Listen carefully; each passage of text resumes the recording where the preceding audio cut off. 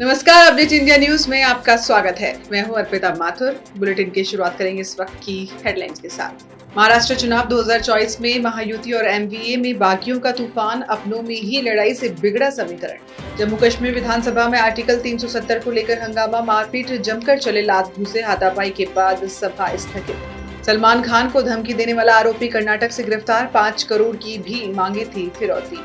और सुप्रिया सुले ने अजित पवार के फिर से साथ आने पर दिया बड़ा बयान, बोली वे सीएम पद की रेस में ही नहीं। और अब खबरें विस्तार से। महाराष्ट्र विधानसभा चुनाव के लिए 20 नवंबर को होने वाले मतदान में महायुति और महाविकास अघाड़ी गठबंधन के लगभग 50 बागी उम्मीदवार मैदान में हैं। दोनों गठबंधनों ने इन्हें मनाने की कोशिश की ताकि ये अपने आधिकारिक उम्मीदवारों के खिलाफ नामांकन न करें, लेकिन कई बागी अपने ही दावेदारी से पीछे नहीं हटे। महायुति के 26 और एमवीए के 18 बागी इन चुनावों में निर्दलीय उम्मीदवार के तौर पर चुनाव लड़ रहे हैं। महायुति में बीजेपी एकनाथ शिंदे की शिवसेना और अजित पवार की एनसीपी शामिल है, जबकि एमवीए में कांग्रेस उद्धव ठाकरे की शिवसेना और शरद पवार की एनसीपी है। कुछ क्षेत्रों में दोनों गठबंधन के भीतर भी दोस्ताना मुकाबला देखा जा रहा है, जहां गठबंधन के ही अलग अलग उम्मीदवार एक दूसरे के खिलाफ चुनाव लड़ रहे हैं।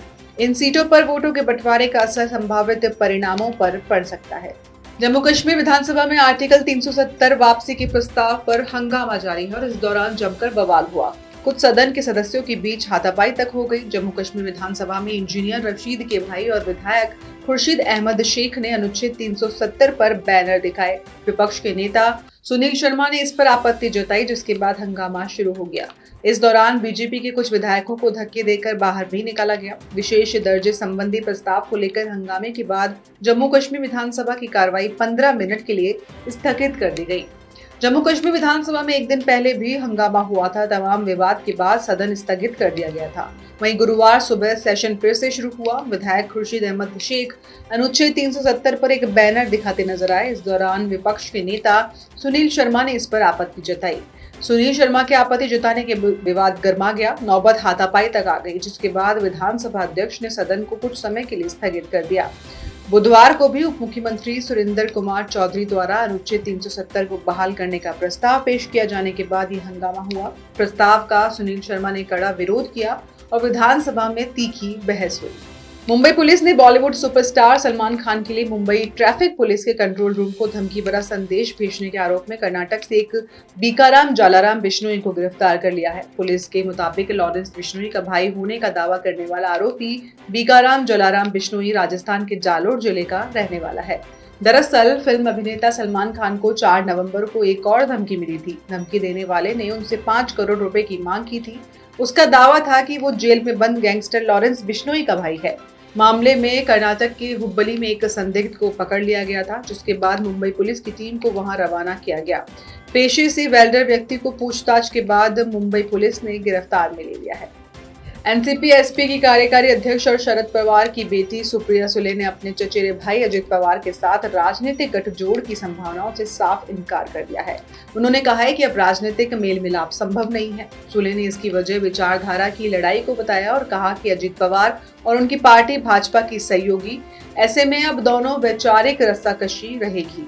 सुप्रिया सुले ने आगामी चुनाव में मुख्यमंत्री पद की रेस से बाहर होने की बात भी कही और कहा कि वो दावेदारों में शामिल नहीं है। गौरतलब है कि अजित पवार ने शरद पवार नेतृत्व के खिलाफ बगावत कर दी थी, जिसके बाद एनसीपी 2 गुटों में बंट गई।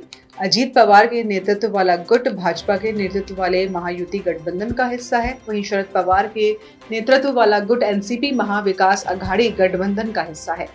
जब सुप्रिया सुले से अजित पवार गुट के में फिर से आने से शरद पवार के साथ आने की संभावनाओं को लेकर सवाल किया गया, तो सुप्रिया सुले ने इससे इनकार कर दिया। दिवाली और छठ जैसे त्योहारों पर अपने अपने घर गए लोगों को वापस अपने काम पर लौटने के लिए ट्रेनों के कंफर्म टिकट आसानी से मिल सकेंगे। दरअसल रेलवे बोर्ड ने बुधवार को कहा कि उसने 8 नवंबर से अपने गृह नगरों में जाने वाले यात्रियों की वापसी को ध्यान में रखकर स्पेशल ट्रेनें चलाने का फैसला किया है। रेलवे ने यात्रियों की भीड़ को संभालने के लिए 500 से अधिक विशेष ट्रेनों की व्यवस्था भी की है। बोर्ड के मुताबिक वापस लौटने वाले यात्रियों की सहूलियत के लिए विशेष ट्रेनों की घोषणा की गई है। स्थानीय मांग को पूरा करने के लिए समस्तीपुर, दानपुर डिवीजनों और अन्य डिवीजनों से अतिरिक्त ट्रेनों की योजना बनाई गई है। बोर्ड ने कहा कि छठ पूजा के लिए भीड़ 8 नवंबर को सूर्योदय के बाद शुरू होगी और उस दिन यात्रियों की अधिक भीड़ को देखते हुए उसने 164 विशेष ट्रेनों की व्यवस्था की है। भारतीय जनता पार्टी के राष्ट्रीय अध्यक्ष जेपी नड्डा आज बिहार में छठ महापर्व में भाग लेने के लिए पटना पहुंचेंगे। उनके दौरे को लेकर बिहार की सियासत अभी से गर्मा गई है, खासकर आगामी विधानसभा चुनावों को लेकर। जेपी नड्डा करीब 3 बजे पटना एयरपोर्ट पहुंचेंगे और फिर नासरीगंज घाट से गंगा घाट तक छठ दर्शन के लिए रवाना होंगे। इस दौरान मुख्यमंत्री नीतीश कुमार के साथ मिलकर छठ व्रतियों का अभिनंदन करते हुए उनका आशीर्वाद देंगे। राष्ट्रीय जनता दल ने जेपी नड्डा के इस दौरे को लेकर तीखा हमला बोला है। आरजेडी नेता मृत्युंजय तिवारी ने कहा कि चुनावी साल में बीजेपी को छठ और बिहार की याद आती है। प्रधानमंत्री मोदी हो या फिर जेपी नड्डा, सभी छठ को लेकर सियासत करते हैं।